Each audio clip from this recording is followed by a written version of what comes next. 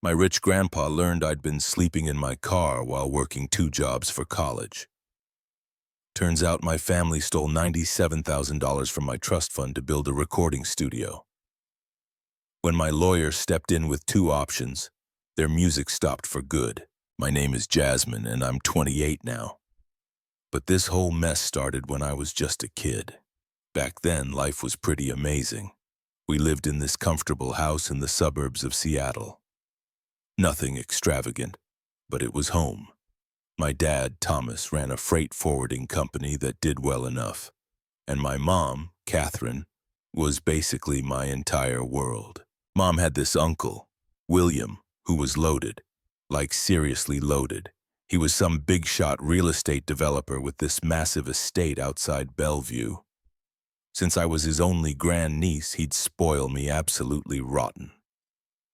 Every birthday, he'd show up with these ridiculously expensive gifts. Dad would shake his head and say, William was going to turn me into a brat. But he'd say it with a smile. Those were the good days. Then everything went to hell when I was 12. Mom started getting these migraines. At first, she just took some ibuprofen and pushed through, but they got worse. Way worse.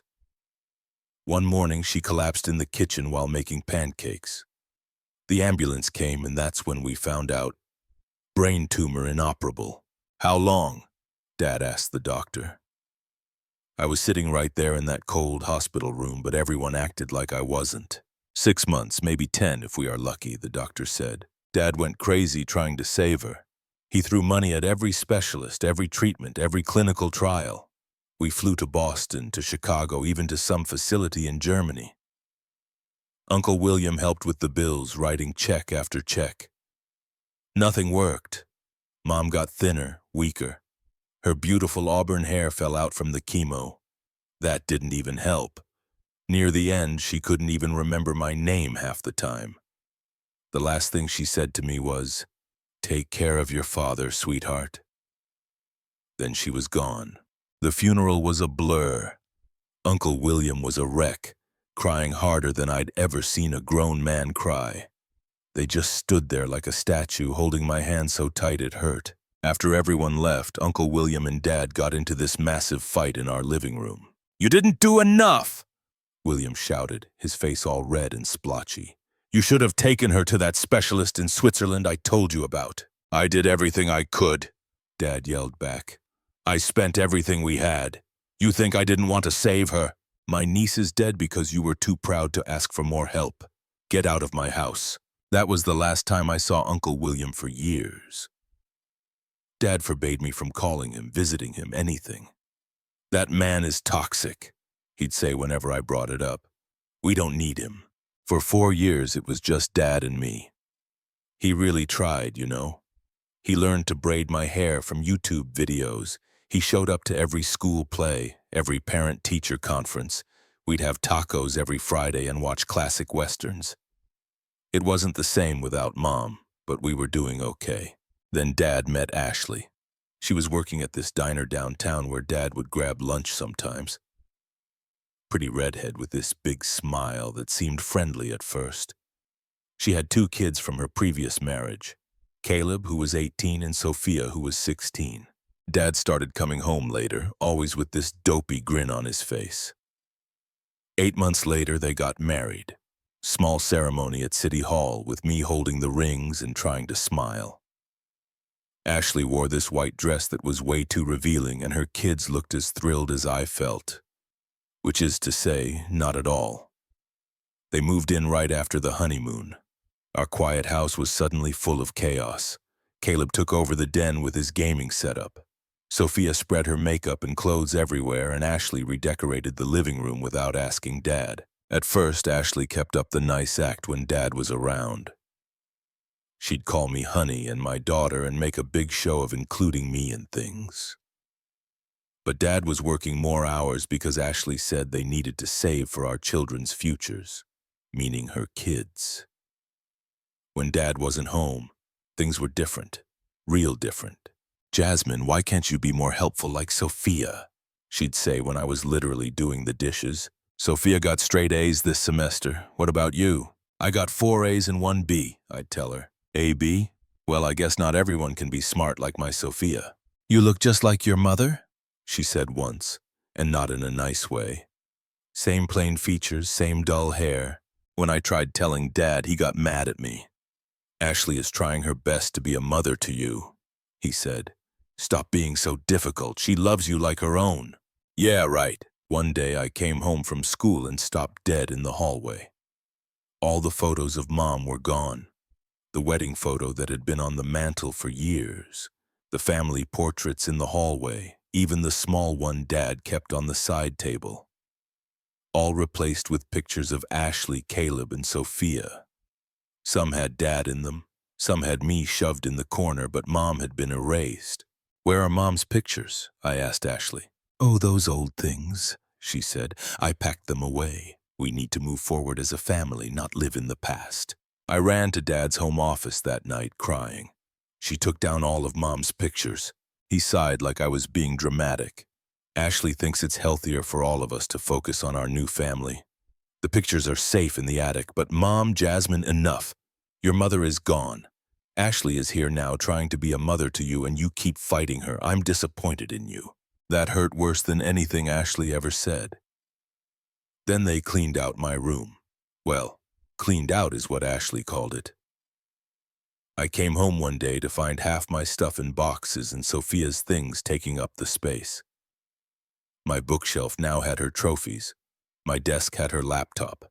My closet was full of her clothes. We are sharing now, Sophia announced with a smug smile. Mom says sisters share. We are not sisters, I said. Tell that to your dad. Oh, wait. You can't. He's at work again. Because that was the other thing.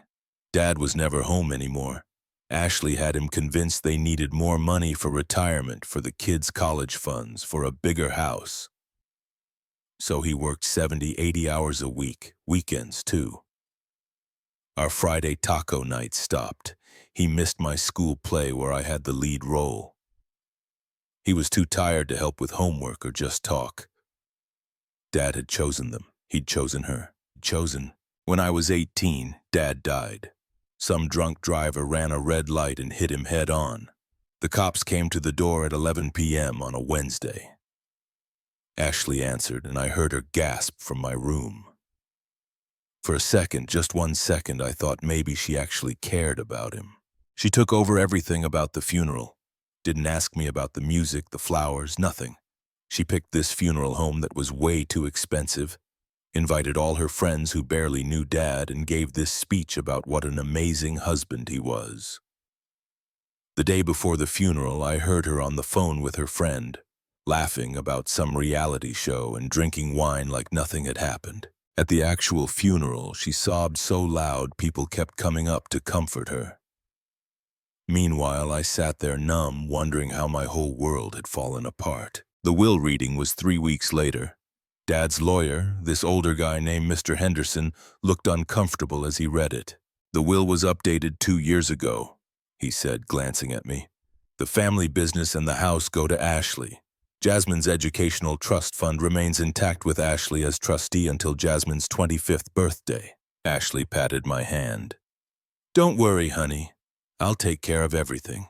3 weeks after that, she had contractors at the house. We are converting the attic for you, she announced.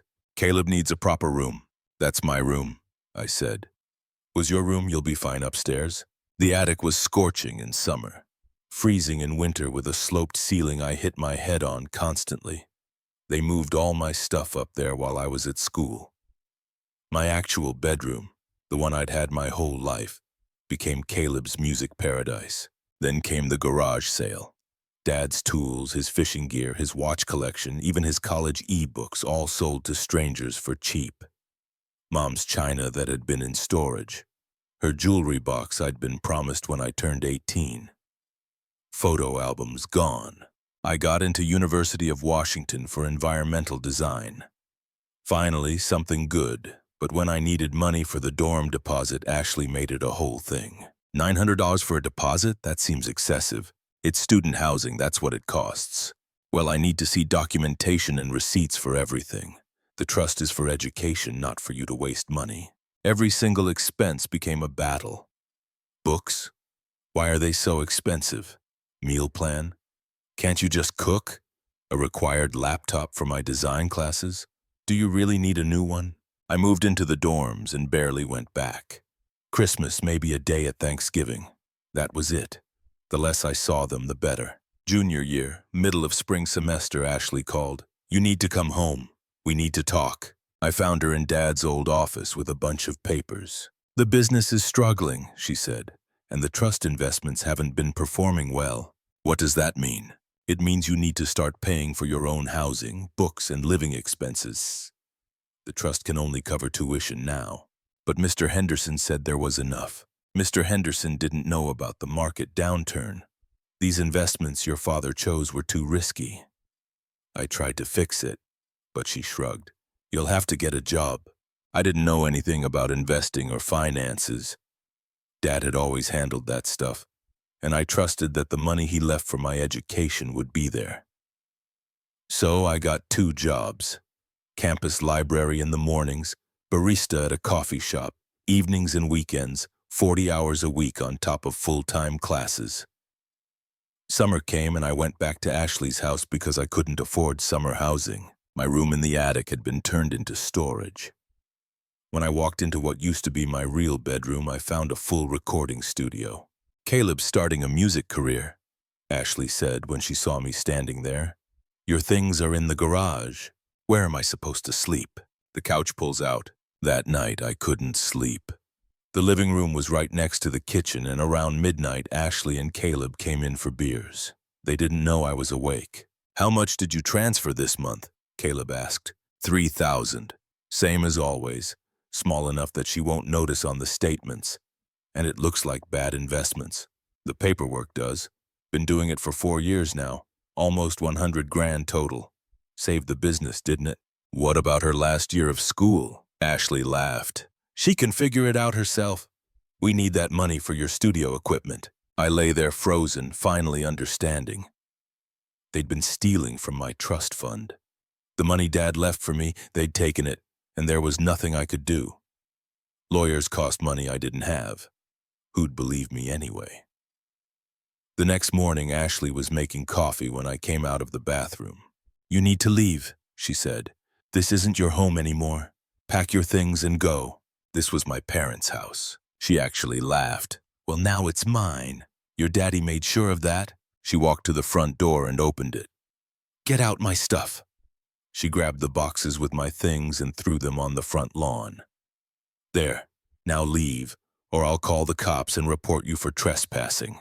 I ran outside to grab my stuff before it got ruined. The door slammed behind me.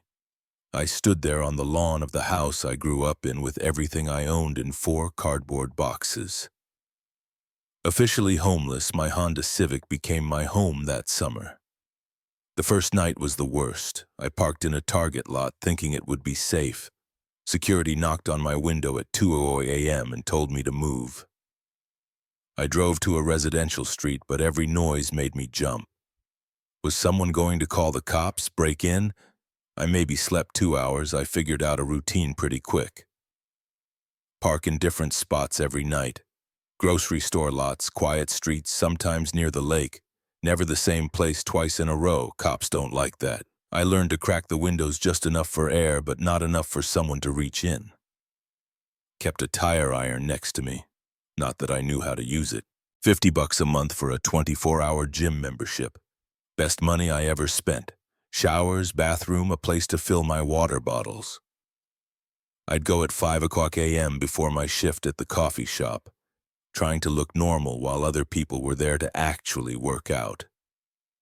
The coffee shop job was 6:00 to noon. Then I'd drive to the mall for my bookstore shift. 2 to 10 p.m., 75 hours a week between both jobs. My back was killing me from sleeping curled up in the driver's seat. Pacific Northwest summer heat was brutal. Some days it hit 90 degrees and the car turned into an oven. I'd sit in the bookstore break room on my 15-minute breaks, just enjoying the air conditioning. I was saving everything I could for full tuition. eating one meal a day, usually something from the coffee shop that was about to be thrown out. Lost 18 kilograms. I didn't have to lose. My clothes hung off me, but I couldn't afford new ones. September came, senior year. I kept working both jobs while taking 20 credits. My schedule was insane. Classes from 8 to 3, coffee shop 4 to 9, bookstore on weekends, study in my car with a flashlight. My grades tanked. Professor Ramirez pulled me aside after I fell asleep in his sustainable design class. "Jasmine, what's going on? This isn't like you." "Just working a lot. Professor, I'm fine." He didn't look convinced, but what was I going to say? "Hey, I'm homeless and living in my car." "No thanks." October got cold, 40-degree at night sometimes. I bought a sleeping bag from Goodwill and sometimes splurged on a cheap motel when I couldn't take it anymore. 6 months of this, 6 months of being scared, exhausted, and hungry all the time. Then one morning in November, I was working the coffee shop register, dead on my feet, when a familiar voice said, "Large dark roast, please." I looked up. Uncle William, older, grayer, but definitely him. His eyes went wide. "Jasmine, my God, is that you?" I froze. Part of me wanted to run, part wanted to cry. "Hi, Uncle William. You look—" He stopped. I knew how I looked. Skinny, pale, dark circles under my eyes. "When do you get off?" "Noon." "I'll be back at noon. We need to talk." He came back right at 12 with sandwiches from the deli next door. We sat in his Tesla and I ate like I hadn't seen food in days, which wasn't far off. "Tell me everything," he said. So I did. Dad remarrying, him dying, Ashley taking everything, the trust fund theft I'd overheard, getting kicked out, living in my car for 6 months. His face got redder with every word. "You've been sleeping in your car. Why didn't you call me after your dad died? I didn't have your number. I didn't know how to find you." "That's bull. You could have figured it out. You were too proud, just like your father." Maybe he was right. Maybe I was too proud or too scared or too broken. "Pack your things," he said. "You're coming home with me. You should have come to me the day Ashley threw you out." I followed him to his estate in Bellevue in my crappy car. The mansion was even bigger than I remembered. He led me to a guest suite that was bigger than any apartment I'd ever seen. Real bed with clean sheets. Private bathroom with a massive tub. "Get cleaned up," he said. "Take your time. Dinner's at 7. I took the longest, hottest shower of my life. Put on clean clothes that actually fit from a bag I'd kept in my trunk. Slept for 3 hours in that bed and woke up thinking I was dreaming. At dinner, William was all business. "Tomorrow we see my lawyer. What Ashley did is theft, plain and simple." The next morning, I met Mr. Crawford, William's attorney, fancy office, serious face, took notes while I talked. "We can get her removed as trustee immediately," he said. "The theft is criminal. We'll need records, but with what you overheard and a forensic accountant, we'll nail her." "How long will it take?" "Give me 3 weeks to get a court order for the records, then we'll see exactly what she's done." 3 weeks later, Mr. Crawford called. "It's worse than we thought. She's been transferring money for 4 years. Small amounts, but it adds up to $97,000. Plus, she paid herself excessive trustee fees, used trust assets for personal expenses." The meeting was set for the next Monday. Mr. Crawford's conference room. Ashley walked in wearing designer clothes I'm sure my trust fund paid for. She stopped dead when she saw me and William. "What is this?" she asked. Mr. Crawford laid out everything. The forensic accounting, the proof of theft, the criminal charges we could file. "That's ridiculous. Those were legitimate investments in the family business without documentation, without formal agreements, while paying yourself $35,000 in trustee fees." Mr. Crawford smiled like a shark. "I don't think so. Jasmine chose to leave our home," Ashley said, trying to recover. "She threw her out," William said. "She's been living in her car for 6 months. Ashley's face went white.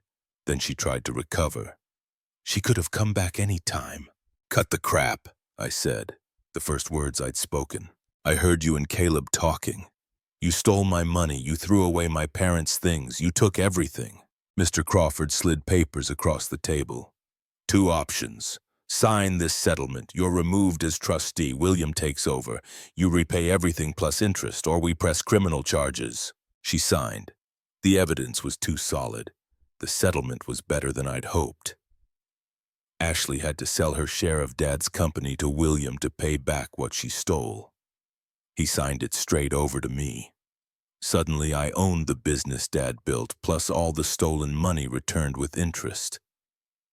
About $125,000 total. William became my trustee, and the first thing he did was write a check for my tuition. You quit those jobs tomorrow, he said. Focus on school, graduate. That's your only job now. Ashley, Caleb, and Sophia had to sell the house and move. Last I heard, they'd relocated to Arizona. Caleb's music career never happened. Sophia worked retail. Ashley got a job waiting tables right back where she started. I found a small studio apartment near campus. After 6 months in a car, it felt like a palace.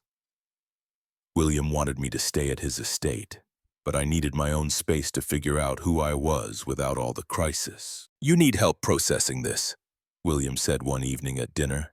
I'm setting you up with Dr. Morrison. She specializes in trauma. Therapy was hard.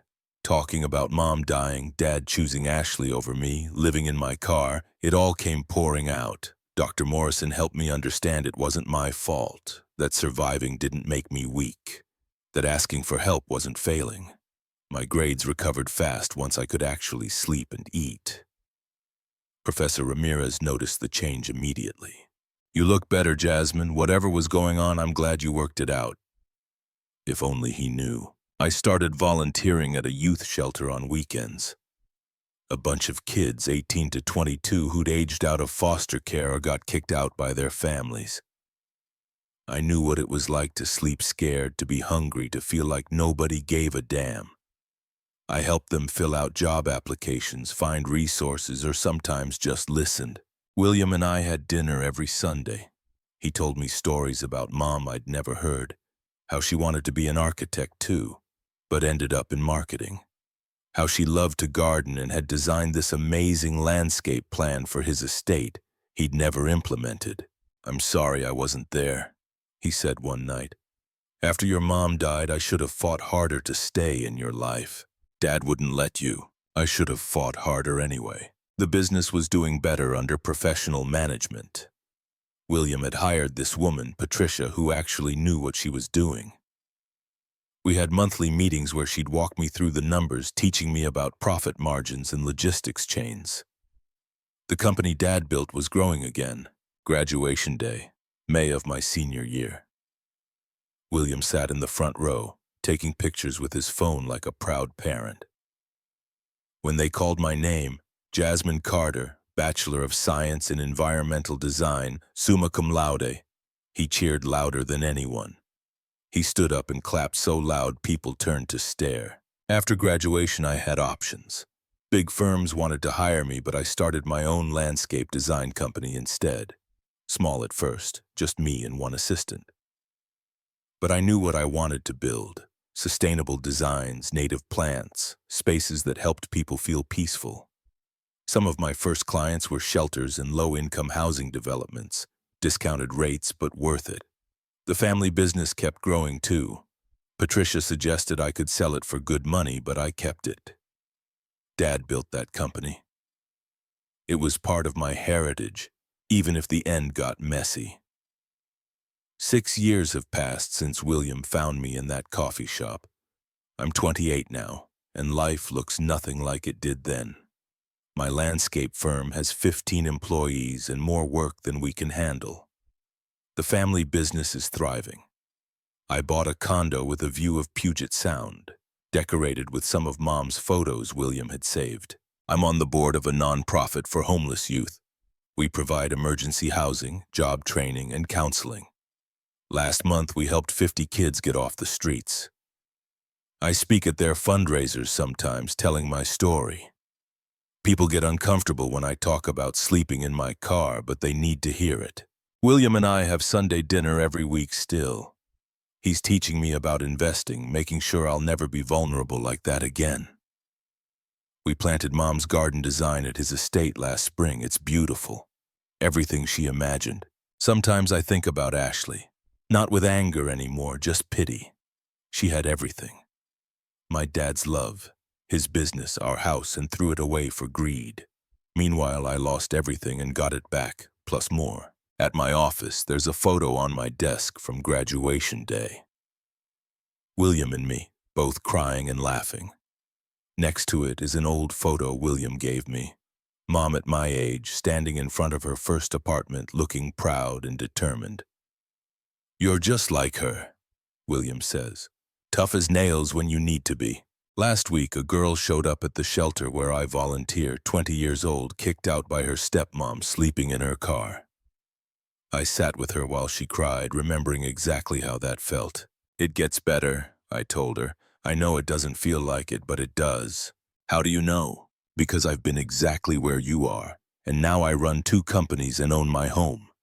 You're going to make it through this." She's starting community college next month. The nonprofit is helping with housing. She's going to be okay. That's what I do now. Run my businesses. Help kids who remind me of myself. Have dinner with a grandfather I almost lost. It's a good life. Hard-earned, but good.